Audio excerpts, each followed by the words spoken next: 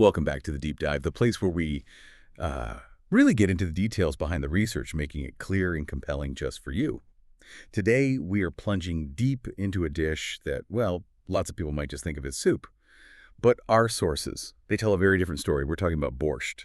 Yeah, if you're just picturing beet soup, get ready. Because the sources we looked at, historical studies, old diaries, you name it, they keep calling this the red heart of Russian cuisine. Right. Even liquid history. A symbol, deep red, representing endurance, comfort, and really identity. Exactly. And our mission today is to figure out why. Why does this seemingly straightforward beet dish carry so much weight across Slavic history? Yeah. We've pulled together info from archives, key cookbooks, even literature to trace how it evolved. Yeah.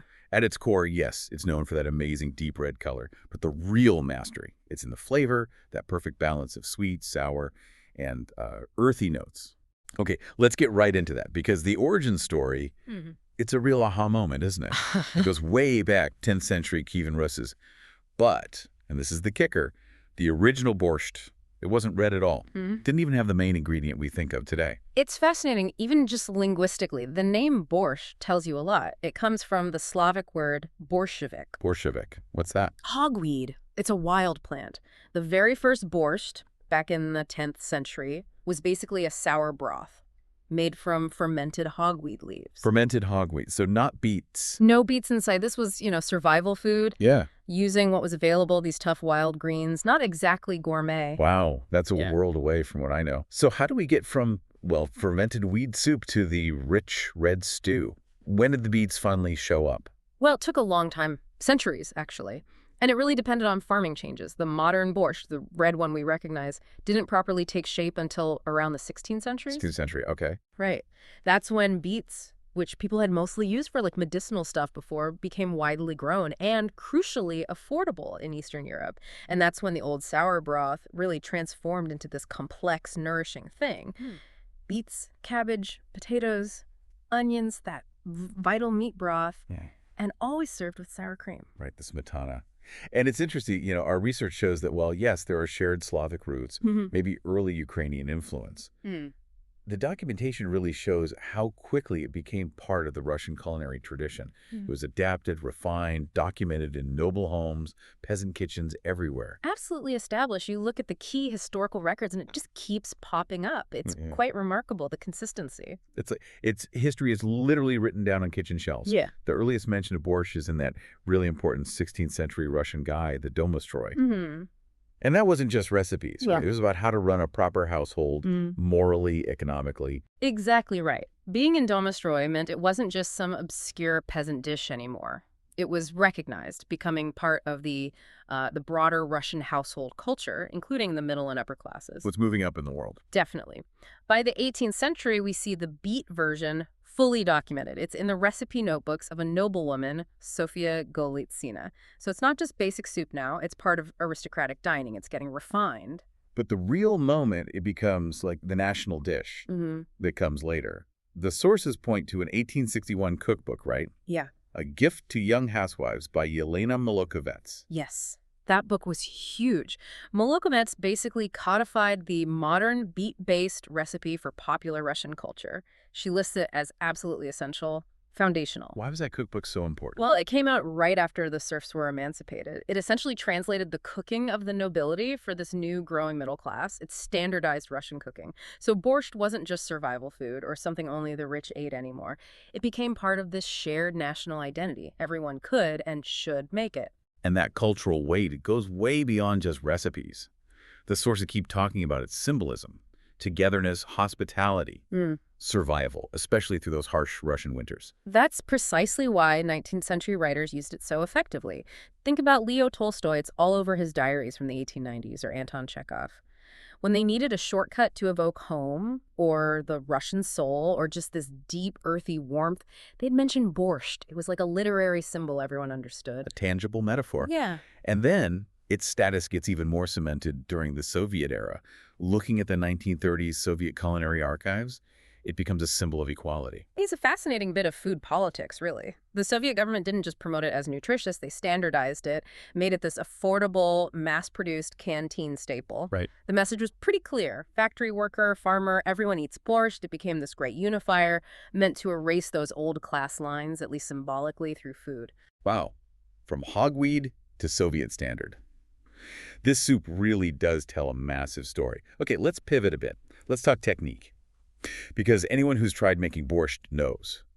Getting that tradition right, especially that vibrant color, it takes some know-how. Oh, absolutely. The core stuff is straightforward. Beetroot, cabbage, potatoes, carrots, onions, a good beef or maybe pork broth. And, of course, serve it with smetana, that sour cream, and fresh dill. Black bread on the side. Essential. But yeah, the challenge, getting that incredible deep red color and keeping it. Exactly. Because what usually happens, for me anyway, is it starts out bright red and ends up kind of brownish, muddy. What's the secret? How do you keep that crimson? Okay, so it boils down to a bit of food science. The color comes from a pigment in the beets called betinin. Betinin. And betinin is really sensitive stuff. Heat breaks it down, and so does alkalinity, a high pH. So boil it too long or in the wrong conditions, and poof, the color's gone. The key, according to the pros, is you need to stabilize that color, and you do that with acid. Acid, like vinegar or lemon juice? Exactly. That lowers the pH and protects the pigment. So that's tip number 1. Tip number 2, and this might be even more crucial, don't just dump the beets in and boil them forever with everything else. Okay. You should either cook the beets separately, saute them, maybe roast them, and add them right near the end of the cooking process. Or use lemon juice, or even better for authentic flavor, fermented beet juice, kvass. That adds the necessary acidity and a really nice sharpness. Ah, so it's about timing and acidity. Makes sense. Precision cooking.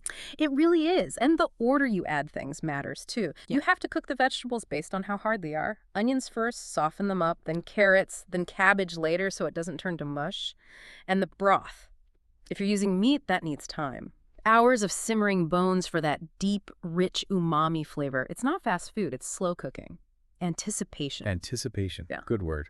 Because this is one of those amazing dishes, truly old school cooking, that actually tastes better the next day, right? That whole second day soup idea. Absolutely. The flavors need time to sit, to meld, to marry in the pot, especially the acidity and the beet sweetness. It just comes together overnight. And that speaks to its roots as, endurance food. Make a huge pot, eat it for days, surviving the week or the winter. And over time, this survival food naturally changed depending on where you were. What kind of key Russian variations did the sources mention? Yeah, several distinct regional types came up, like Moscow borscht. Tends to be a bit sweeter. Sometimes they add apples. Apples, interesting. Then you've got Siberian borscht. That's usually much denser, richer. Makes sense, right? For those incredibly long, cold winters, you need something heartier, maybe more preserved elements. It really adapts to the local conditions. That adaptation makes a perfect bridge to the modern day. Because now borscht is like this global food ambassador for Eastern Europe, but its heritage has become a hot topic, hasn't it? It really has. This is where food history crashes into modern geopolitics. In 2022, UNESCO made a big move. They added the culture of Ukrainian borscht cooking to their list of intangible cultural heritage in need of urgent safeguarding. Right. And given everything we've just talked about, the shared roots, the Soviet standardization, the Russian cookbooks, that decision, understandably, kicked off a pretty big debate about origins and ownership, sometimes quite heated. It certainly did. The sources we looked at show Russian culinary experts pushing back, emphasizing that borscht has always been a shared Slavic thing. They argue it evolved across the whole region through people moving, different geography, local tweaks. They acknowledge distinct styles, like the Ukrainian version often being thicker, maybe richer. But the core argument is that it's a common heritage, born from a shared history and a shared need for hearty food. It really highlights how food history rarely fits neatly inside political lines, doesn't it? Right. And people are still playing with it, adapting it today. Oh, for sure. Modern chefs are doing all sorts of things. Vegetarian versions, vegan ones, really high-end gourmet takes. But whether it's a super meaty Siberian style or a light vegan broth, you still recognize it. That core essence. The earthy beets, the tangy broth, that deep, soul-warming feeling, it's still there. That liquid history keeps evolving, keeps speaking. So wrapping this all up, what does it mean? Borscht is just so much more than soup. It's like an edible story of the whole region, from people foraging wild hogweed for survival to fancy noble feasts, then becoming the symbol of unity, however complex, in Soviet canteens. That balance, sweet and sour, takes patience, slow cooking. It kind of reflects the endurance, the vitality of life in Eastern Europe, doesn't it? I think it really does. And the sources force us to see how identity in food isn't fixed. It flows, it changes from a wild herb to a beet, from the czar's table to the worker's canteen. So if borscht really is liquid history, it makes you wonder, doesn't it? What other everyday dishes in your own life, maybe a simple stew, a type of bread, even how you make your coffee, what stories of identity, of necessity, of survival could you trace through them? Something to chew on, perhaps, over your next meal.